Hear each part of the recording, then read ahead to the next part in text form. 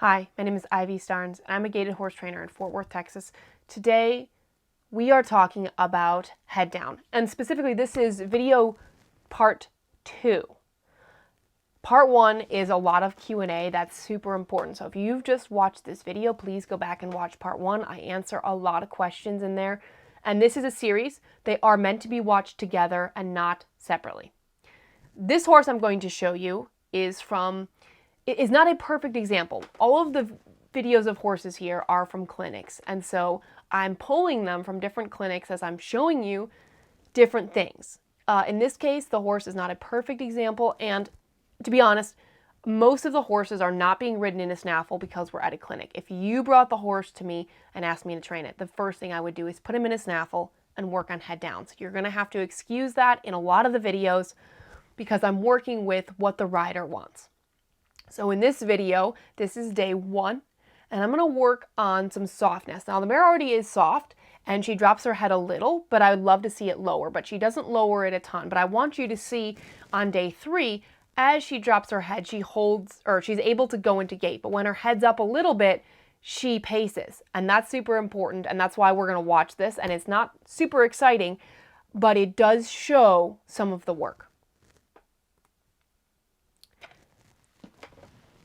And I keep calling this horse a mare and her, but it is a boy. So I'm going to try to fix that in this one and not make that same mistake. So I quickly stopped to put my phone in my horse holster. So I have just switched this gelding to a McGregor releasing bit. In future videos, he was put back in his shanked bit because he seemed about the same. And so didn't need the McGregor releasing bit. So I ride around and I'm looking for the horse to soften. So I want you to watch a couple things. One, you're going to watch my reins, how much I loosen my reins when the horse softens. Like right there, and I should have released. And how light the reins are. And you can tell because I'm not pulling hard. The reins are fairly loose. I should have contact with both reins. And you'll see me stop the horse, like if the horse does well.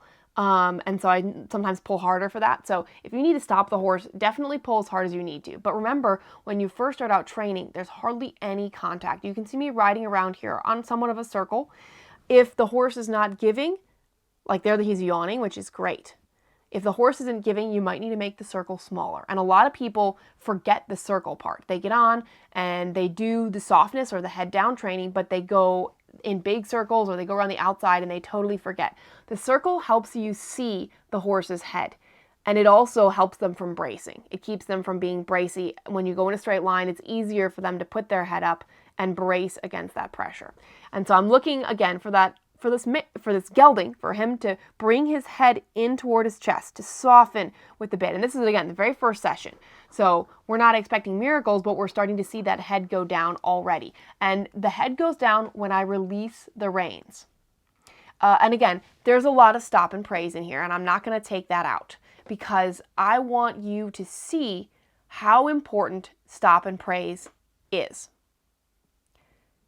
When your horse puts their head down, or when you're first training and they soften the first time, stop immediately. On my private training group, there's a video of a mare, and I think the video is about 34 minutes long, and we video the whole thing. And I stopped 34 times to let the horse rest and soak, stop and praise.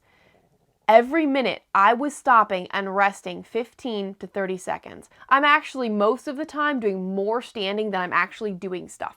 And I think that's part of a good horseman, actually.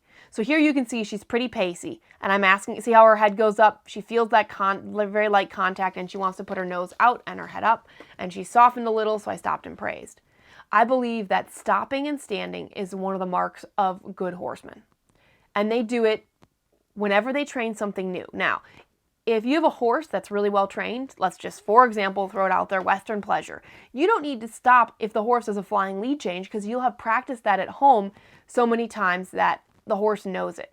But whenever you train anything new, side passing, lead changes, canter departs, trotting over a pole, head down, softness, turning, neck reining, going forward, stopping, whenever you're training anything new for that horse, You want to stop whenever they make something, when they do something well. And then as they do it better and better and they know that they've done a good job, then you can start to build what we call duration, or you don't have to stop as often. So I'm riding, I'm holding very light contact with this horse, especially because it's a shanked bit and not a snaffle. His first instinct is to open his mouth, and like you can see, he's starting to gait a little bit better here, but he still needs to put that head down and soften because he gets pretty pacey, especially if he throws his head up. And we're looking for him to just soften to that contact, like right there. He did a little bit, but he didn't want to turn, so I didn't stop him right there. So I'm holding light contact, trying to, and again, a snaffle will help forgive any mistakes you make, because riding in a snaffle, you can't pull as hard as with a shanked bit, or it's hard for you to pull as hard and not know it. You can pull really hard in a snaffle, but you know you're pulling hard because it's a one-to-one pressure. With a shanked bit, you can be pulling and not know how much the horse feels. And that's super important to recognize that difference. So stop and let the horse soak. And notice my reins are totally loose once we stop. So if you're training this for the first time or early on, there should be lots of stopping whenever the horse puts his head down, whenever he softens and brings his nose in, because that's the first part. Remember, we don't hold the contact until the horse puts his head down. So as you watch me, you will see that I don't release when he drops his head, although that might happen. I release when he softens, and on my release is when he usually drops his head. Holding contact, asking him to speed up, and I'm just going to hold that contact. I'm going to let him go over the pole. See, that head went down, but I'm looking for him to, again, soften. So this is day 2, I think, day 2 or 3. And I'm back in the bit that he was ridden in, and he still wants to, push against it. The noseband is loose. I'm asking him to soften here. I had to pick and choose what to show, because if I showed the whole thing, we're talking about over 2 hours of footage, and I'm trying to keep these closer to 15 minutes. So we did the day before, and then they've rested overnight. So I'm gently picking up on the reins, looking for him to soften right there. Instead of stick his nose out, I want him to soften, and I'm being very light, especially because he has a shanked bit. It's super important. Light contact, waiting for him to soften. And it can be very slight. So I released when he softened. You can see him licking and chewing, which shows he's releasing tension, which is good. We want relaxed. Light contact with both reins. My outside rein is a little loose. I should have had a little bit more contact. But with the shanked bit, it's not actually meant to be ridden like this. So I'm trying to be very, very light. Very light. Don't get harder. Just wait it out. Continue on the circle or make the circle smaller. I stopped because it's easier to pick up poop from a non-moving horse in an arena. So that's why I stopped. He was walking just fine, but I stopped him. Asking him to continue going forward. Light contact, looking for him to soften. A little bit of softening there. And part of that's because we're going in a small circle, not a big circle. Holding that contact. Don't pull harder. That's what's so easy to do, is to pull harder or to tremor or vibrate your hand. There you go. He softened a little bit there. That was hard to see. And one of the reasons I want to show you this horse is because his signals are very slight. So I want to encourage you to stop more often than not. So if you're not sure if your horse softened, stop anyway. If you think that might have been it, or it felt just softer, like maybe he softened his mouth a little, he licked and chewed a little bit, go ahead and stop and praise for that. I'd rather you stop more often than never stop. And notice that as I drop the reins, he drops his head. He doesn't drop his head when I'm riding around in a circle with my reins tight. He drops it on the release. And that's one of the most important things, is that we're training the soften, and that on the release, that's when they drop their head. Now again, I'd like to see him drop his head more, but it's way better. And so I'm going to skip ahead to the next, well, actually we'll watch a little bit of that. So we're walking at faster speeds. So this horse is doing a stepping pace. Notice the head is high, the nose is out. I have light contact on the reins, and I'm looking for him to maintain speed and to just soften his nose right there. And then I slowed him down because he did it. And I'll stop and praise, because that was like the first time he really, really softened when we went faster. And I'm going to praise him for that. And a lot of people are like, but why do you stop them? I do it because stopping lets them think.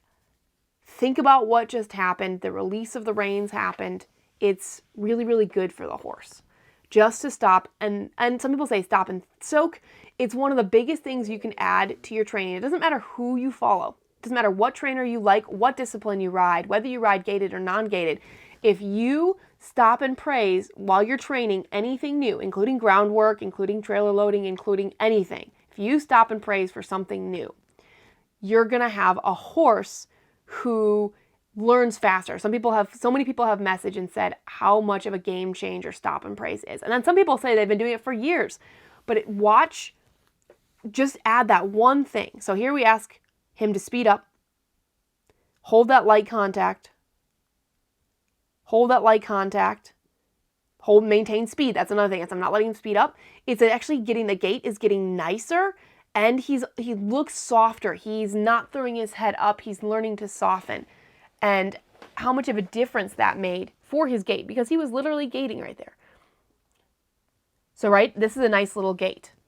I want him to soften even more, though, because I know if he were to put his head up any higher, he would definitely be pacing. Now, I'm going to skip ahead. I think we have. So this is him outside. And outside, most horses put their heads higher. So I tend to use a little bit more contact, asking him to soften, and then I release. So it's a lot of touch, they soften, release, and asking him to gait. Now, he does want his head a little bit higher, and I'm allowing him to carry his head higher as long as he maintains the gait. But as soon as he gets pacey, I will check him and ask him to drop his head and to relax. And if it goes too high, I anticipate that he's going to get pacey, and I ask him to soften. Now notice it's soften and release, and I am back in the McGregor bit, and that's a lovely gait, but it was a lot of soften and release there. So it's super important to look for those subtle signs and to do the work when the horse goes faster. A lot of people come to my clinics and they tell me, hey, I got head down at the walk, but I wasn't able to get it going faster. And I'm like, well, I'll train it. It's no problem. It doesn't bother me. But if you come to the clinic already having taught softness at the walk and the faster speed, we are going to get so much more done. We're going to get so much more gait. It's worth it to do the work. And so I'm doing these videos, and they're going to be free, because this is the one thing that fixes so many problems. If you train softness and the horse learns to drop their head, they will be responsive to you more, and they might even just start gaiting. And if not, and you want to come to my clinic, we can get gait so much faster if you will just do this. This will help you and your horse so much. So again, this is part 2. Make sure you've watched part 1, and hopefully we'll do about 5 videos in total. So stay tuned, and please watch those. And if you have questions, please message me and let me know, because I want to make sure all the questions are answered. I hope you guys have a great day and you get head down.